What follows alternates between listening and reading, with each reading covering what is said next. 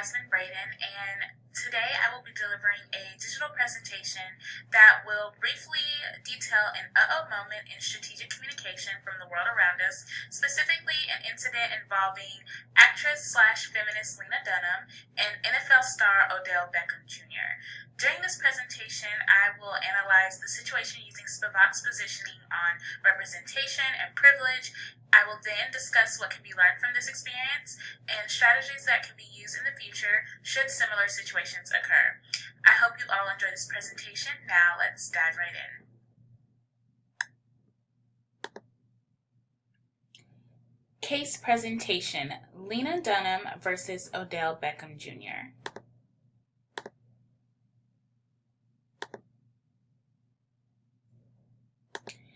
I'm sure we can all think of a time in our lives where we were put in an uncomfortable or awkward situation where we did not really know how to act or respond. Situations such as this can cause people to make assumptions or feel insecure about the atmosphere around them. This is exactly what happened to Lena Dunham when she attended the Met Gala in May of this year and was seated at a table with the New York Giants star wide receiver Odell Beckham Jr. In an interview with her pal, Amy Schumer, Lena stated she got a, quote, bad vibe from the star, and went on to say, quote, "It was so amazing because it was like he looked at me and he determined I was not the shape of a woman by his standards. He was like, that's a marshmallow, that's a child, that's a dog. It wasn't mean, he just seemed confused," end quote. She goes on to say, quote, "The vibe was very much like, do I want to F it? Is it wearing a, yep, it's wearing a tuxedo. I'm going to go back to my cell phone." It was like we were forced to be together, and he literally was scrolling Instagram rather than have to look at a woman in a bow tie. I was like, this should be called the Metropolitan Museum of Getting Rejected by Athletes, end quote.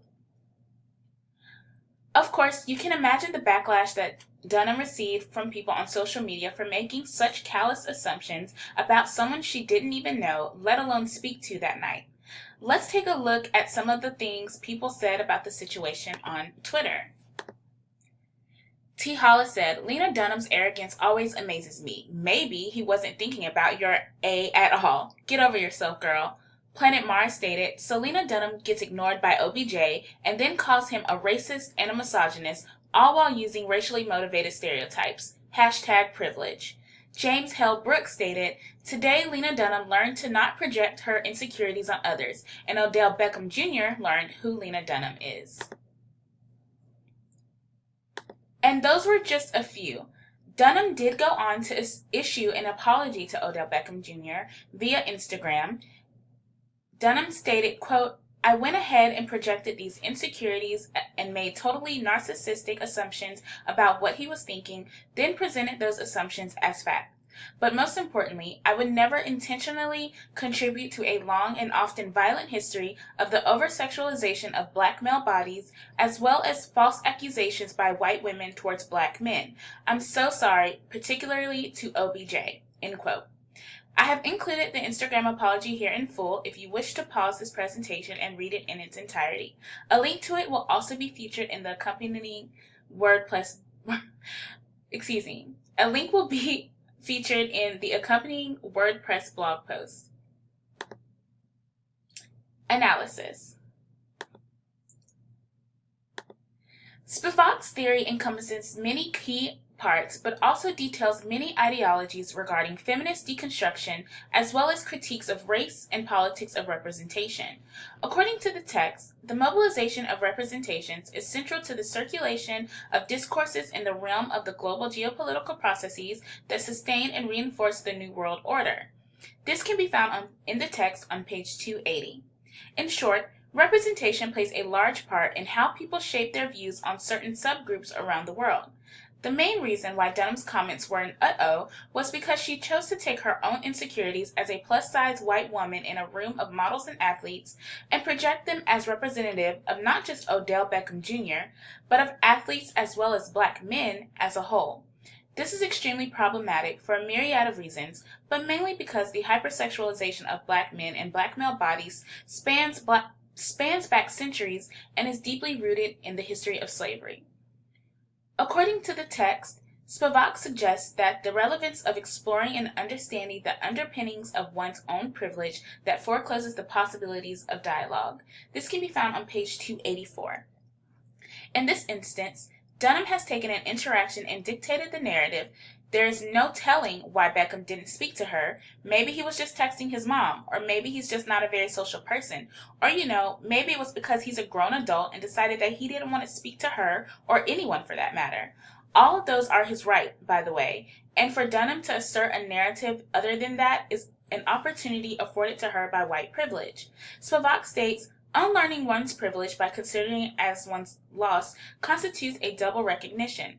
Other privileges, whether they be in terms of race, class, nationality, gender, and the like, may have prevented us from gaining a certain kind of other knowledge. Not simply information that we have not yet received, but the knowledge that we were not equipped to understand by reason of our social positions. Strategies for the future. So what can be learned from this? What can Lena Dunham and women like her who find themselves in a similar situation in the future do differently to avoid this type of backlash? First, Dunham's apology and acknowledgement of her prejudice in this incident is important and appreciated. However, it is equally important for her to understand going forward the importance of stepping outside of yourself, recognizing her privilege, and acting accordingly. I understand that this can be difficult to do if you are not accustomed to having to do so. However, the main takeaway from this is to not project your own insecurities about yourself onto someone else and claim them as fact. This is extremely negligent and problematic. The text states on page 286 that unlearning one's privilege as a scholar and practitioner is fundamental to the creation of communicative spaces that allow opportunities for dialogue with marginalized voices that have otherwise been erased. I think that Dunham, who has built a career off of feminist ideals and being a voice for women like her, should really be more open to learning about the marginalized voices that she often overlooks. In conclusion, by analyzing Dunham's uh-oh moment through the lens of Spivak's positioning on representation and privilege, much can be learned and used towards strategic communications in the future.